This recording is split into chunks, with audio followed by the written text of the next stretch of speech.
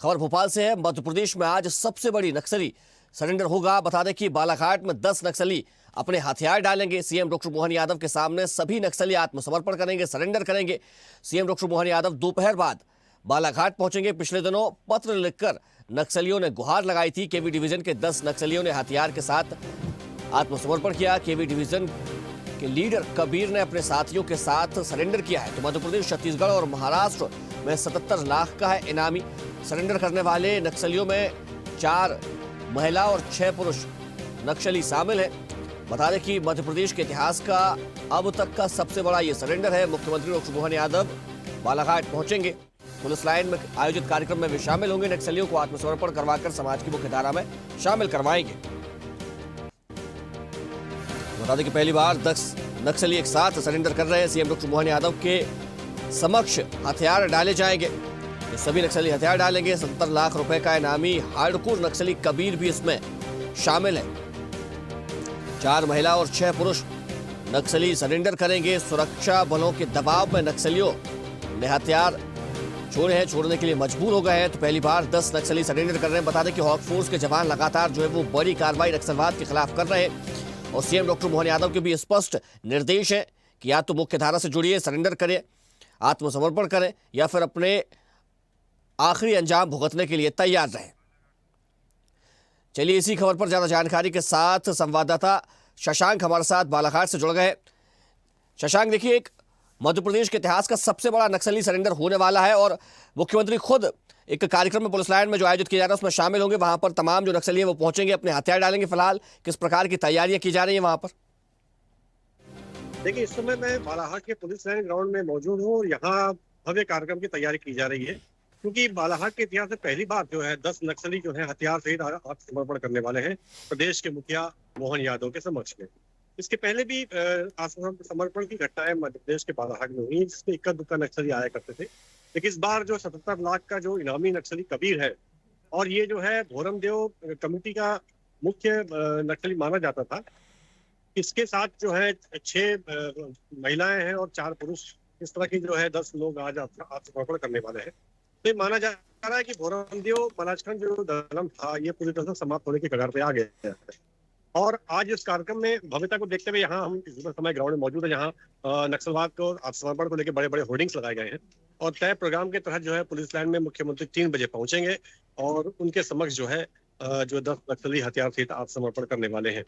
ये बालाघाट पुलिस के लिए, मध्य प्रदेश पुलिस के लिए एक बहुत अच्छा अवसर है कि लगातार जो है गृह मंत्री अमित शाह के कहने पर मार्च 26 तक के नक्सलवाद को मध्य प्रदेश से समाप्त करना है, उस दिशा में महत्वपूर्ण कदम माना जा रहा है। शशांक, देखिए, जब ये जो नक्सली है, जब ये मुख्य धारा से जुड़ेंगे, हथियार त्यागेंगे, आत्मसमर्पण करेंगे, तो फिर सरकार की ओर से इनकी क्या मदद की जाएगी? देखिए, जो मध्य प्रदेश की आत्मसमर्पण नीति है, जो उस तहत जो है इनको सुविधाएं प्रदान की जाएंगी। जिस तरह से भी कुछ दिन पहले एक महिला नक्सली जिसका भी आत्मसमर्पण हुआ था, और उसके बाद में जो तमाम जो सुविधाएं दी जाती है, जैसे कि शासकीय नौकरी में उन्हें फायदा मिलता है, जमीन दी जाती है, पुनर्वसन के लिए उनके द्वारा जो मध्य प्रदेश शासन की जो नीतियों में जो योजनाएं रखी गई हैं, वो सारी योजनाओं को शामिल किया जाता है। तो आज जो 10 नक्सली जो है आत्मसमर्पण करने वाले हैं, उनके संबंध में भी मध्य प्रदेश शासन की जो आत्मसमर्पण नीति है वो निश्चित तौर पे कारगर साबित होगी। और समाज की मुख्य धारा में शामिल करने के लिए जो भी प्रयास मध्य प्रदेश शासन के होते हैं, जो योजनाएं होती हैं, शासकीय योजनाएं होती हैं, जिसमें उनके लिए आवास हो गया और उनके लिए रोजी रोजगार की सुविधाएं हैं, ये सब सारी सुविधाएं प्रदान की जाती है। शशांक, बताया जा रहा है कि नक्सलियों को जो सरगना है वो कई राज्यों में मोस्ट वांटेड था। निश्चित तौर पे मध्य प्रदेश, महाराष्ट्र और जो छत्तीसगढ़ की कई नक्सली वारदातों में शामिल था कबीर, क्योंकि जो भोरमदेव ये छत्तीसगढ़ में आता है और मध्य प्रदेश का जो मुक्की रेंज है, सूपखार रेंज है, ये मध्य प्रदेश के इलाके में आता है। इनके द्वारा पिछले कई महीनों से, कई सालों से कई घटनाओं को तारीफ किया गया था नक्सलियों के द्वारा, तो इन पे काफी बड़ा इनाम था। और मध्य प्रदेश, महाराष्ट्र के अलावा छत्तीसगढ़ में भी ये वांटेड था और 77 लाख का इनाम इस कबीर पर था। और कबीर के इनाम के मिलने के साथ ही बाकी नक्सली जो है जो सरेंडर कर रहे हैं, तो ये माना जा रहा है कि अब ये दलम पूरी तरह से खात्मा की ओर है।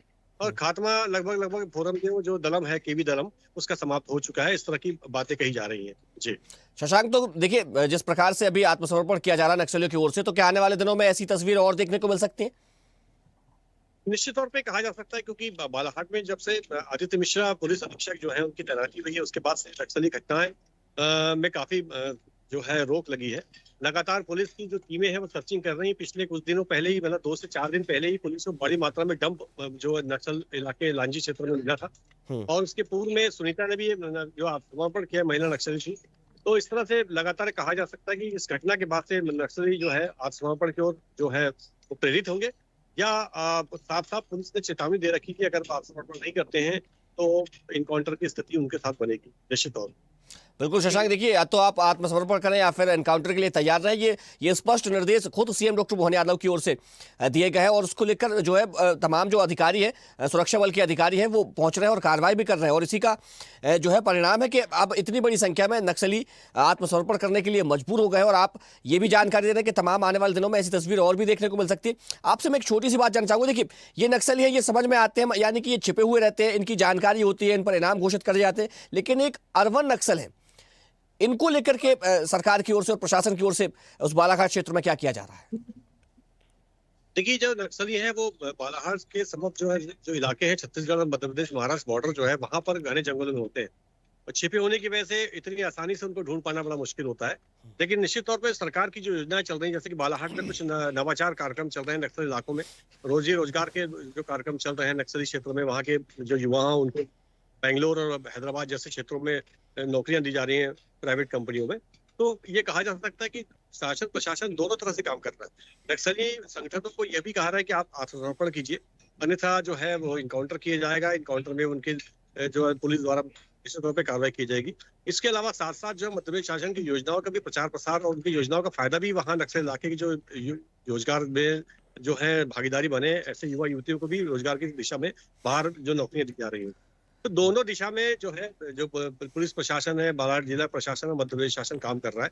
तो ये कहा जा सकता है कि आने वाले समय में बहुत बड़ी संख्या में भी नक्सली जो है बालाघाट में आत्मसमर्पण कर सकते हैं मध्य प्रदेश शासन की आत्मसमर्पण नीति से प्रेरित होकर। जी बिल्कुल शशांक, आज का दिन बहुत बड़ा दिन है मध्य प्रदेश के लिए भी और बालाघाट के लिए भी। तमाम जानकारी के लिए आपका बहुत शुक्रिया। देखते रहिए स्वदेश न्यूज। अगर आप इस वीडियो को सोशल मीडिया हैंडल फेसबुक या इंस्टाग्राम पर देख रहे हैं तो हमें फॉलो करें। अगर यूट्यूब पर देख रहे हैं तो सब्सक्राइब करें और बेल आइकन दबाना ना भूलें।